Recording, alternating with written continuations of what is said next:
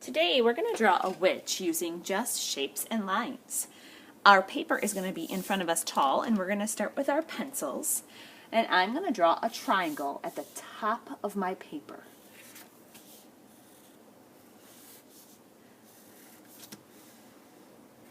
If I look at that triangle, it's so big this part of my hand would just barely cover it up.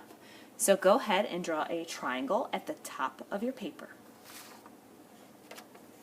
Next, we're going to draw the head of the witch. So it's going to be a circle about the same size as that triangle. So they're about the same size. Go ahead and draw the circle. Next, we're going to draw a rectangle for our witch's body.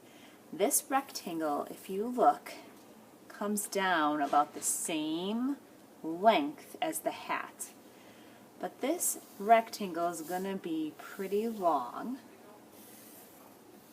It's as long as the head and the triangle together. So I'm really thinking about how big I'm drawing. Connected to the body, we're going to draw what looks like two rectangle arms. So I did not have to draw the fourth side. I just started at the corner of this rectangle, and it really does look like a skinny rectangle shape. It's just not complete. If I was going to draw it, it would end right here. For the hands of our witch, we're just going to draw two little circles. And for the feet of our witch, we're going to draw two skinny triangles.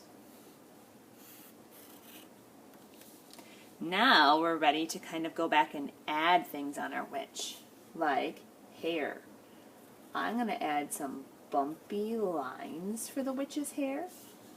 On each side, I'm getting about 3 bumps. They start at the hat and they touch her shoulders. I'm also going to add some bumps at the top of the hat for her hair. That time I get 4 bumps. I'm going to make 2 circle eyes, a circle nose, and a half circle smile. This witch is a nice witch.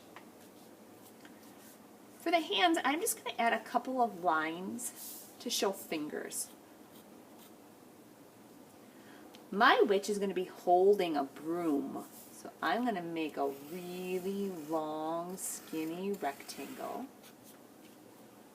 And at the top of that rectangle, I'm going to add a tiny triangle facing up, and then a bigger triangle facing down. And mine kind of got chopped off on the paper. That's okay. That's going to be my broom. The last thing I'm going to add on my witch is a couple of rhombus shapes for patches. Kind of looks like her dress is old.